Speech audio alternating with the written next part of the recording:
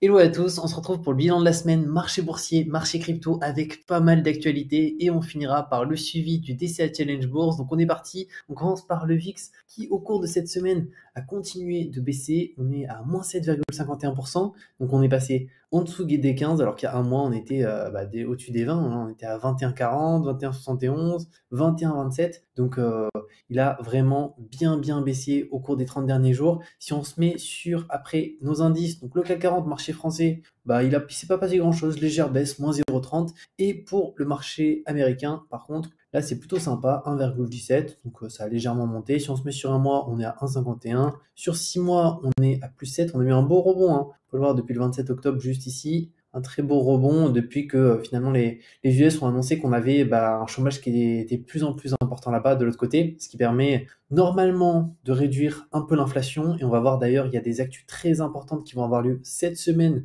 notamment aux US. Et depuis le début de l'année, du coup, ça nous fait un plus 15. Et si on se met sur le CAC, depuis le début de l'année, ça nous fait un plus 6,83. Juste après la map du S&P 500, on va la regarder un petit peu plus en détail. Et donc là, on est directement sur la semaine. Donc on peut voir que pour les GAFAM, ça s'est plutôt bien passé. Tesla qui baisse un petit peu. Les énergies qui baissent pas mal, hein. ExxonMobil, moins 3,74. Chevron, moins 3,16. Mais globalement, sinon, pour tout le reste, on est majoritairement dans le vert pour les très grosses capitalisations. Maintenant, les actualités cette semaine, très important parce qu'on a l'inflation aux US, donc les différents types d'inflation, core inflation rate, ici, MOM. Donc il y a ici en fait différents critères. Il y a une partie de l'inflation qui prend en compte ni l'énergie ni l'alimentation, une partie qui prend toute l'inflation en compte avec tous les domaines d'activité.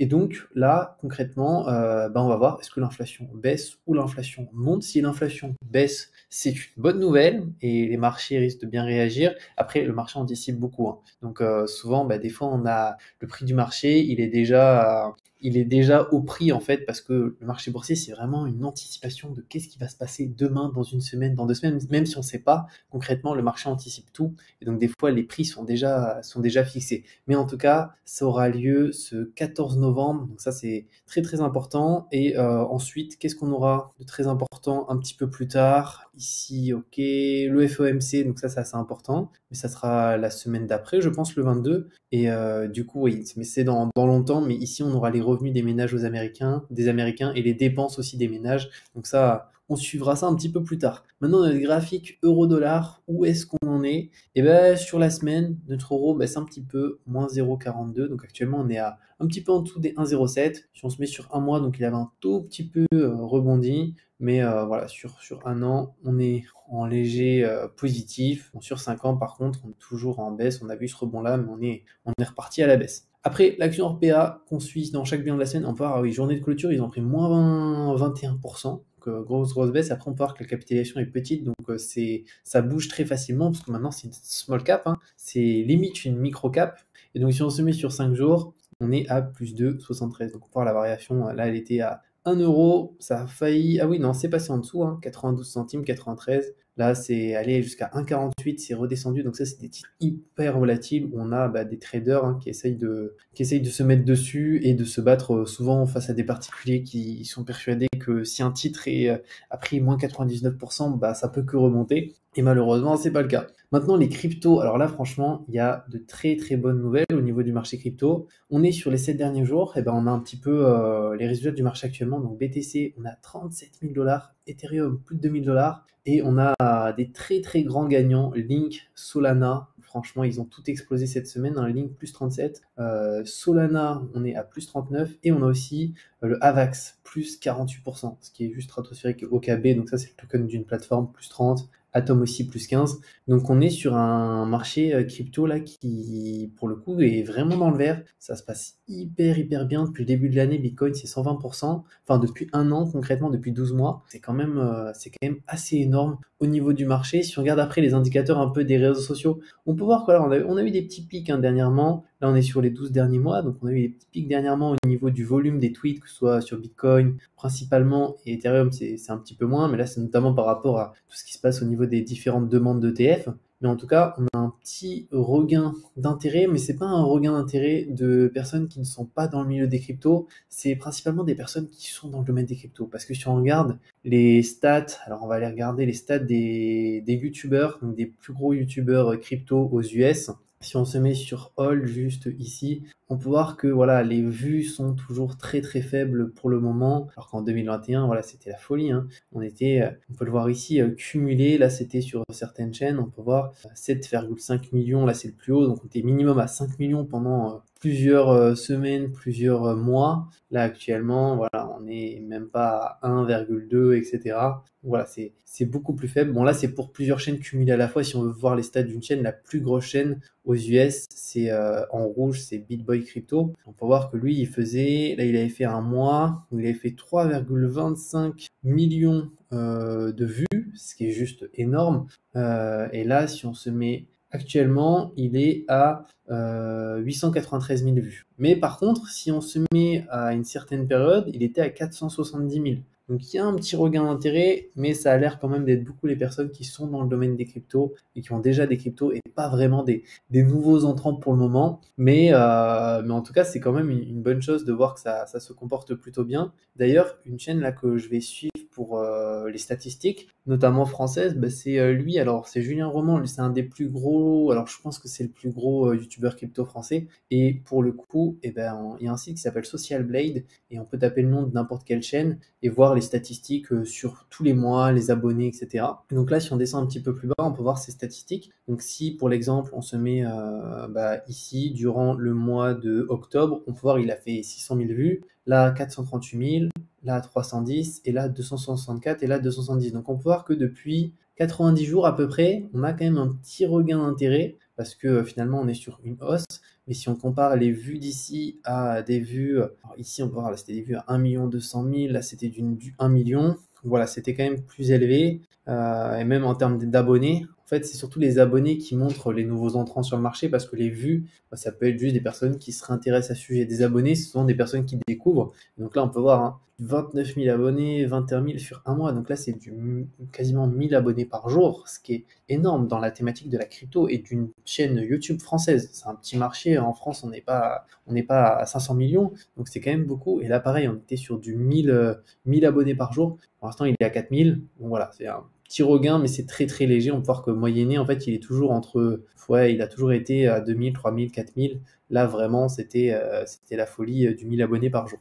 Donc ça, c'est assez intéressant comme site. Et au niveau des prix, et ben Bitcoin, on l'a vu, là, on est à combien? Alors, je vais juste essayer de déplacer cet élément qui est là. Donc, on est à 37 152. Et voilà, si on se met sur un an, on peut le voir, 120% de hausse, ce qui est vraiment énorme. Et si on regarde rapidement Ether, c'est à combien Ethereum? On va se mettre aussi sur un an. Donc là, on est à 2054. Et sur un an, on est à 62. Donc on peut voir que ça a pété quand même beaucoup moins fort que Bitcoin. Après, aussi cet indicateur MRVZ Score, donc on le regarde, je vais aussi essayer de le rajouter à partir de maintenant dans les bilans de la semaine à chaque fois. Et ben c'est un indicateur donc qui prend vraiment plusieurs éléments, la market cap des actifs, les porteurs aussi de crypto, etc.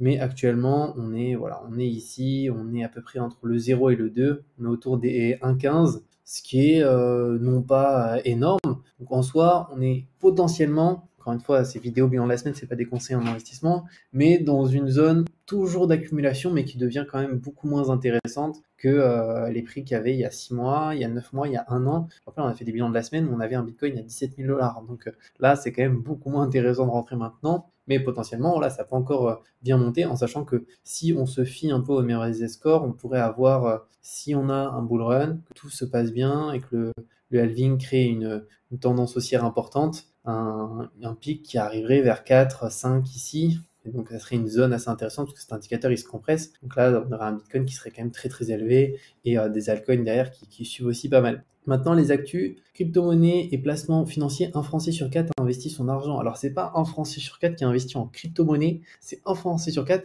qui juste investit. Donc, au final, c'est quand même assez faible d'avoir exclusivement un Français sur 4 qui a investi. Et de ce qui nous indique ici, sur ces 1 Français sur 4, eh ben, on a quand même du coup 50% sur les gens qui investissent, qui visiblement ont déjà investi en crypto-monnaie, ce qui est quand même pas mal. Donc si on prend le cas, imaginons il y a 40 000 personnes actives qui ont des revenus, on en a 10 000 qui investissent peut-être en bourse, immobilier, un peu dans tout. Sur ces 10 000, il y en a 5 000 qui ont déjà acheté des cryptos. Après, ça peut être 10 euros aussi, hein. Ça prend pas forcément tous ces critères en considération, mais c'est quelque chose qui est assez intéressant, c'est de voir qu'au final, il y a très peu de gens qui juste investissent, quoi. Une personne sur quatre, c'est hyper faible, alors qu'en France, c'est juste, mais aujourd'hui, obligatoire. Normalement, ça devrait être obligatoire d'investir parce que les gens n'auront pas de retraite, les gens vont se retrouver dans des difficultés énormes plus tard. Donc franchement, c'est hyper faible.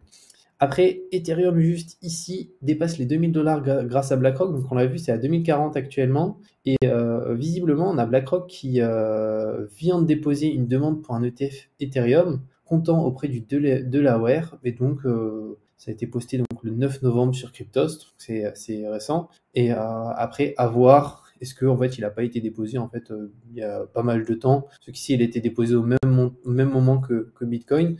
Et ça a l'air d'être quand même vérifié. J'avais vu un élément, alors est-ce que c'était là contacté par différents médias, non, BlackRock n'a pas souhaité communiquer sur la nouvelle, donc ils ne sont pas répondus par rapport à cette nouvelle-là. Donc Bitcoin c'est sûr, mais Ether c'est pas sûr. Mais oui, c'était ici un tweet d'une personne, mais on peut voir il semblerait. Donc encore une fois, actuellement il y a beaucoup de personnes aussi qui peuvent lancer des fausses rumeurs et tout, donc il faut faire attention à tout ça. Mais pour Bitcoin, c'est sûr qu'il y a bien eu un dépôt de BlackRock qui, on l'espère, sera accepté. Maintenant, au niveau du bilan crypto, où est-ce qu'on en est? D'ailleurs, juste avant, c'est vrai que j'ai oublié de le partager, mais jusqu'à ce soir, donc jusqu'à, bon là, il me dit 8h34, mais c'est parce que je vous tourne cette vidéo en après-midi, mais jusqu'à minuit, il y a une promotion sur mon programme La Bourse Intelligente pour ceux que ça intéresse, donc je vous mettrai un lien en description. Vous avez de toute manière tous les infos sur le programme en description, avec les bonus qu'il y a dans le programme, l'accompagnement, etc. Donc n'hésitez pas à aller jeter un coup d'œil si ça vous intéresse. Et par rapport au bilan, du coup ça c'était la journée de clôture, 1,03 sur la semaine 1,70, et si on compare au S&P 500 comme d'habitude, donc là on était à combien sur un jour? On était à 56, donc on a fait moins bien. Sur 5 jours 1,17 et on a fait 1,70, donc on a fait 0,50 et quelques pourcents de plus. Donc voilà par rapport à ce bilan de la semaine. J'espère que ça vous a plu. On se retrouve très bientôt pour de nouvelles vidéos. Pour ceux qui sont intéressés par la bourse, n'hésitez pas à aller voir directement mon programme en description qui est en promo actuellement, en sachant qu'il ne sera pas en promo pendant 3, 4, 5, 6 prochains mois. Donc si vous souhaitez en profiter, c'est maintenant. Et je vous dis à très bientôt pour une nouvelle vidéo.